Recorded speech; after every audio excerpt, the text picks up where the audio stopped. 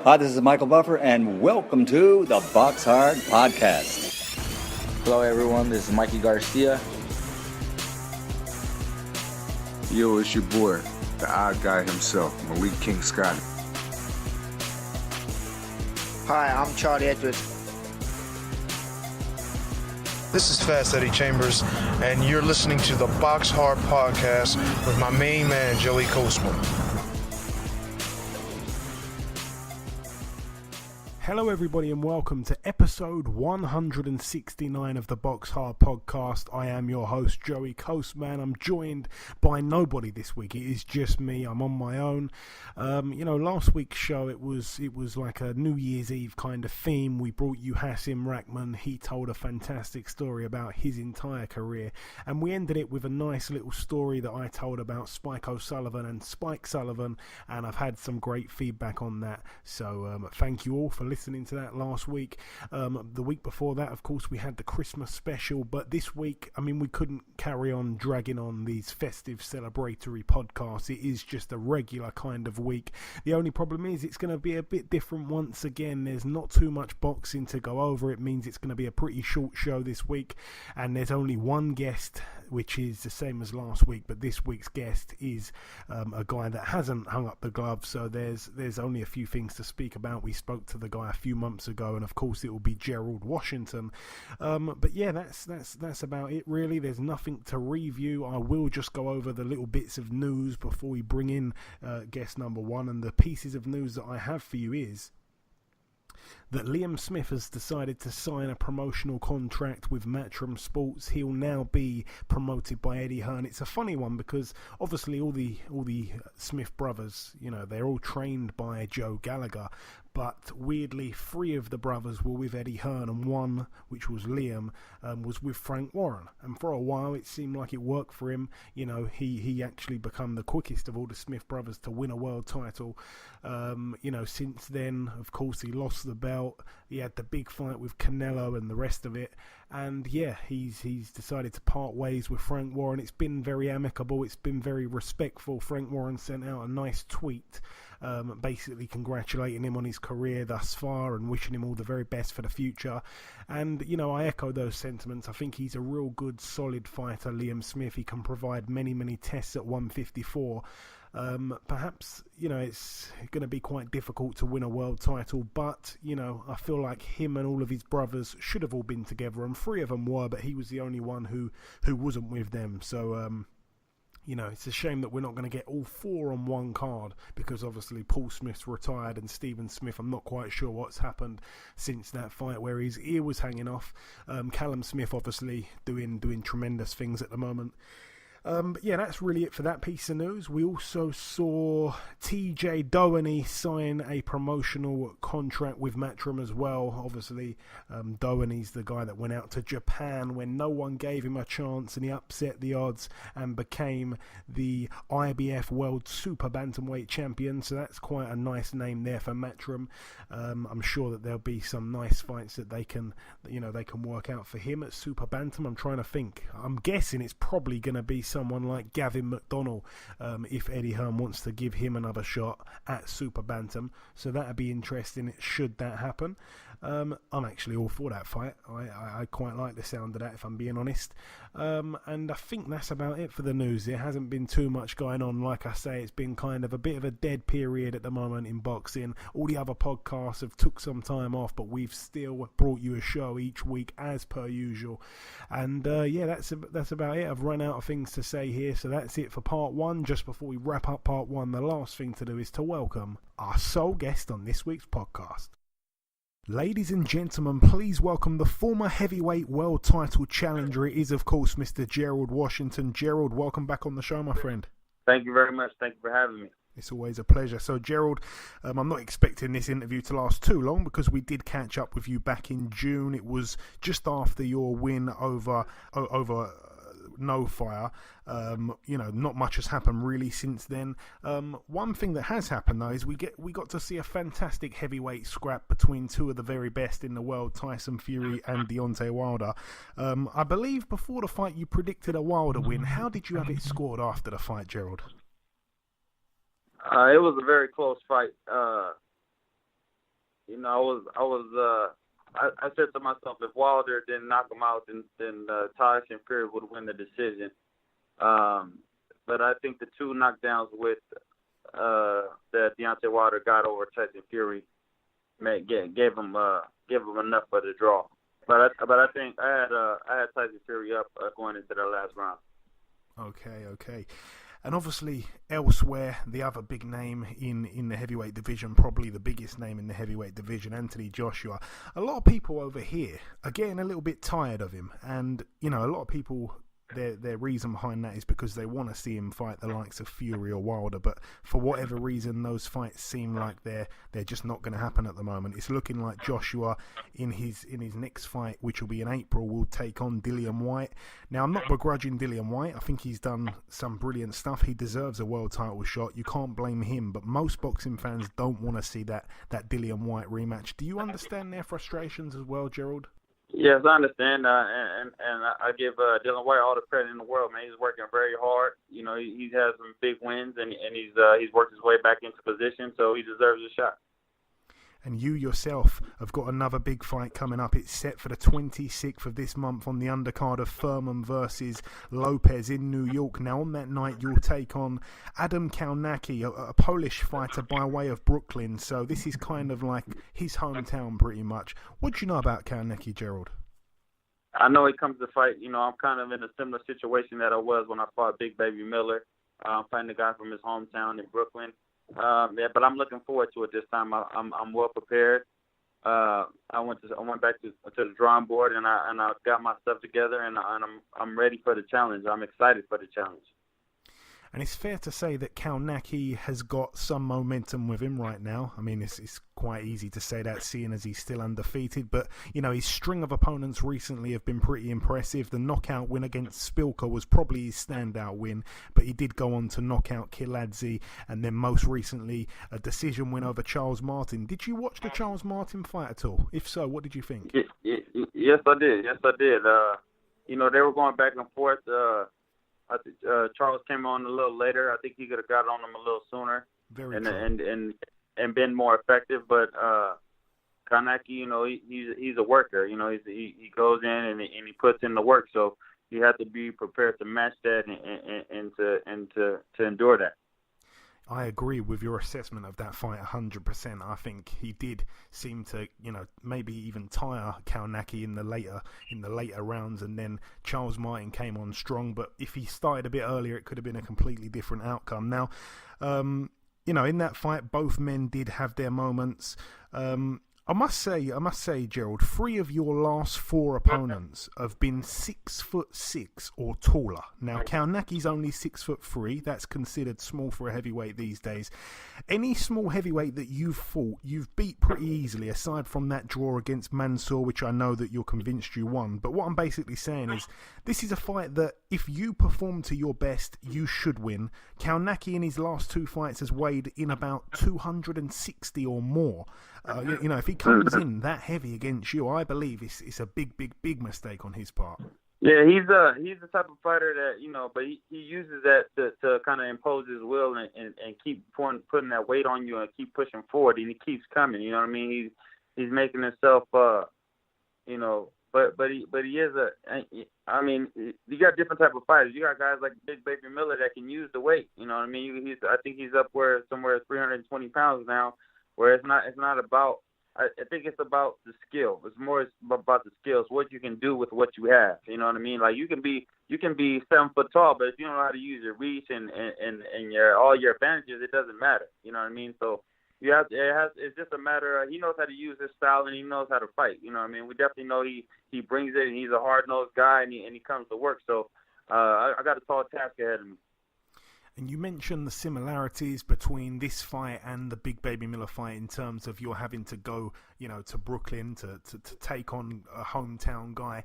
And we mentioned there about Big Baby Miller. His size is just incredible. It's inhumane almost. I mean, the weight that he's exactly. in. Is this a similar style though to that, or do you think Kownacki's slightly different? It's slightly different. He's more in your face. But you know what? I think it's the way that I didn't understand that style at the time. You know what I mean? It wasn't that that Big Baby Miller ever hurt me or anything like that. It was just a matter of me not knowing what to do in that situation. And I went back and I worked on that. You know what I mean? So now, but he is a pressure fighter. He does come forward. He is going to bring it. He's not going to stop coming. Like that. Those similarities are there. You know what I mean? So now it's just a matter of how I handle it this time. And one thing I must say that I believe you've got like a 6-inch reach advantage, which is a fantastic thing to have going into a fight like this. Now, I must ask you, Gerald, you're going to be 37 years of age in April. You did turn to the sport pretty late on, so you're not a typical 36-year-old boxer with loads and loads of miles on the clock. But if you were to come out of this fight without the victory, would it be a very, very tough road for you to come back from that? You know what?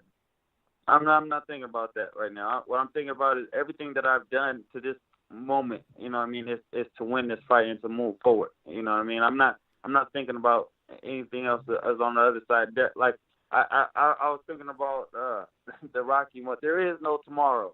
There is no tomorrow. Everything that I've put in, all the work that I put in, and I'm working very, very hard.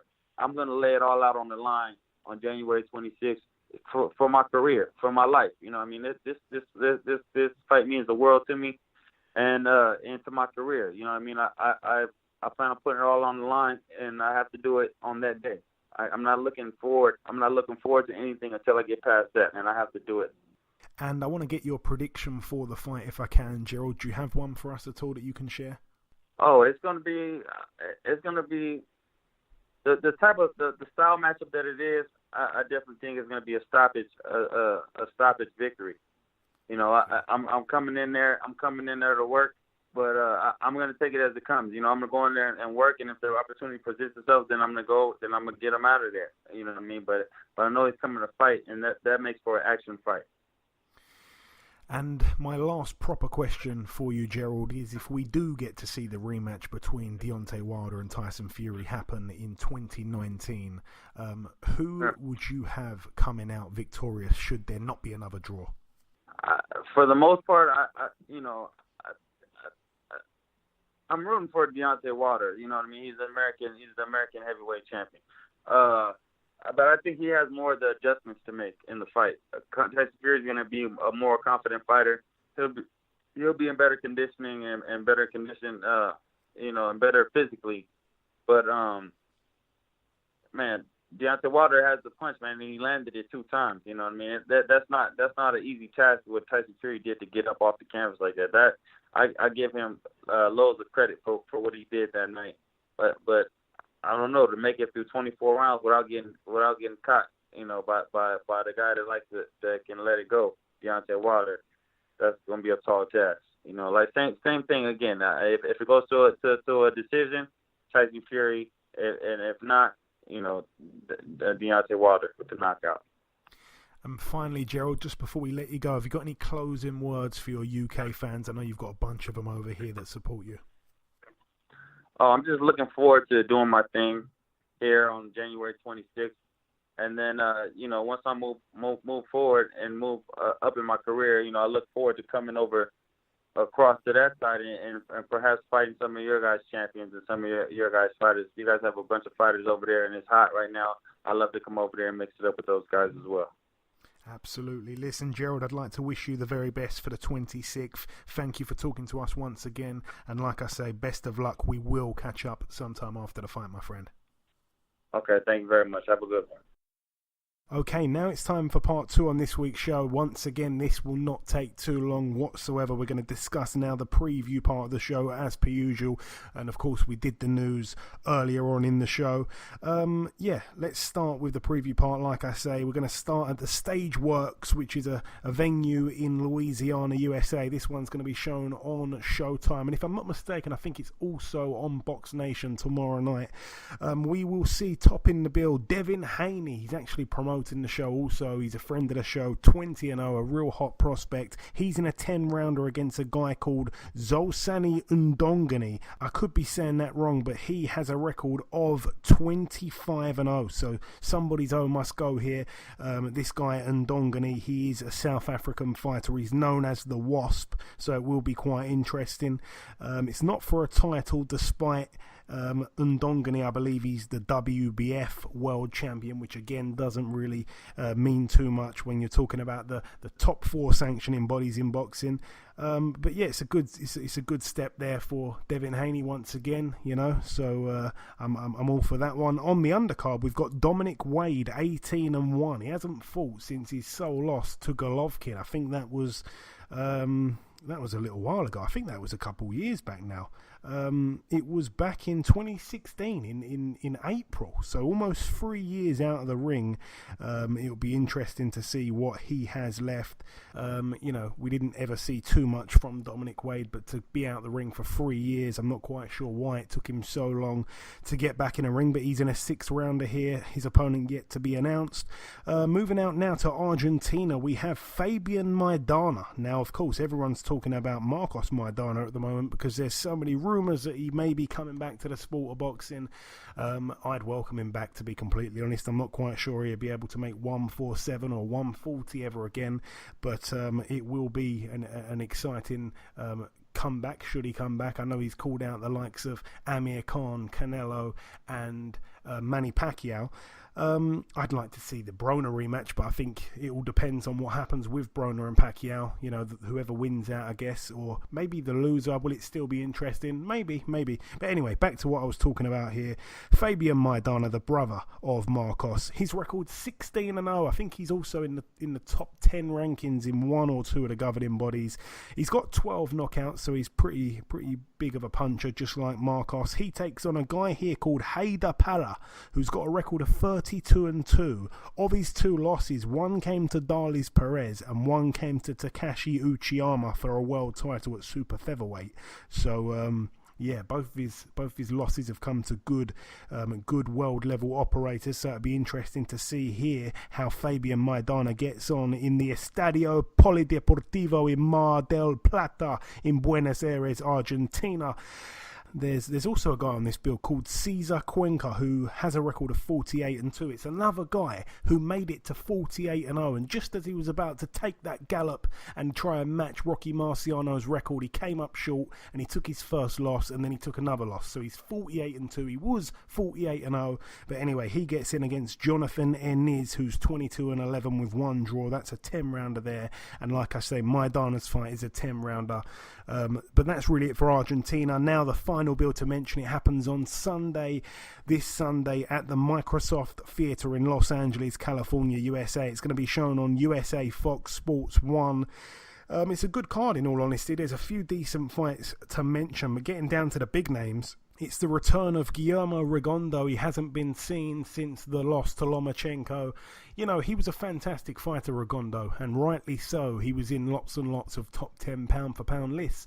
And then we saw him take on Lomachenko. It was a fantastic performance by Lomachenko. But in my eyes, Lomachenko's such a great fighter that losing to him doesn't really mean much. So, you know, even though he lost to him and he didn't look great and he kind of seemed like he quit or whatever you want to say, you know, it doesn't mean that your career's over, and it didn't mean that he's not a great fighter. It doesn't mean that he's not a pound-for-pound fighter, because, you know, Lomachenko seems to be in a league of his own.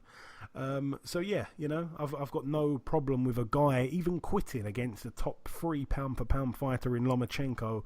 You know, it's out of him, Usyk and Crawford surely in everyone's top 3.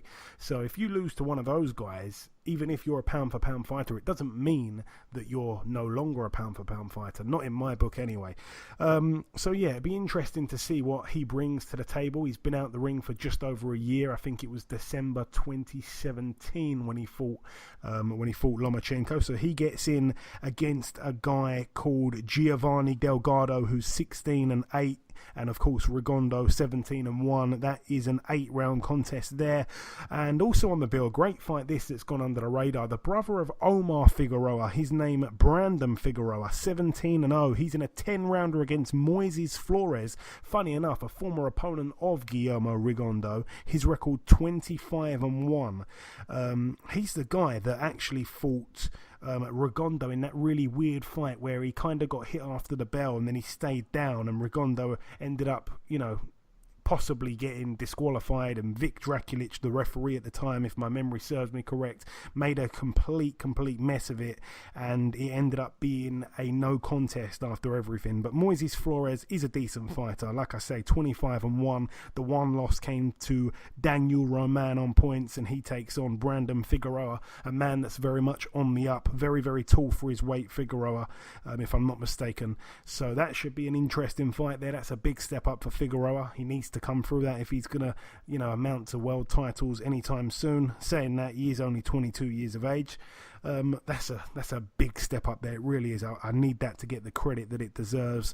And also topping the bill here for the IBF World Super Middleweight title, we have Jose Uzcategui, 28-2. His first defense of the IBF title that James DeGale vacated in order to not fight him, really. And he takes on Caleb Plant, 17-0, a very hungry, up-and-coming 26-year-old. The thing about Uzcategui, he's looked absolutely fantastic lately. He really has. And, some people say that he's a nightmare for everyone. Some people forget about the loss that he took to Korobov. I mean, Korobov has shown us the other week that he's still got a lot in the tank despite being out of the ring for a long time. But Korobov was a good fighter, especially back in 2014 when he inflicted the first loss on Mr. Uzcategui's record. So to me, this is a good fight. I think Caleb Plant, when you look at his record, the best win for him is a win over Porky Medina, and on one of the scorecards he won every single round. That wasn't the case when James DeGale fought Medina, so that looks like a decent win to me.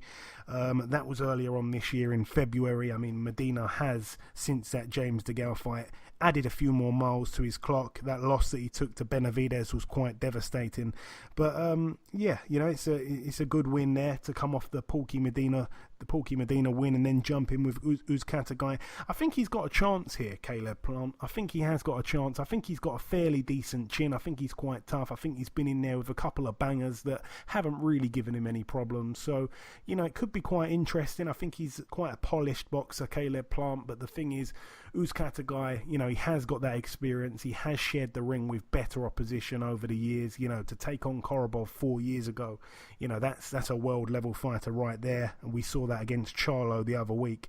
He's been mixing it at the top level for a while, Uzcategui, and Caleb Plant obviously has really had that one standout name, which was Medina. But yeah, that could be the undoing here. I remember Uzcategui when he took on Julius Jackson as well. He took Julius Jackson, a friend of the show. I remember that one.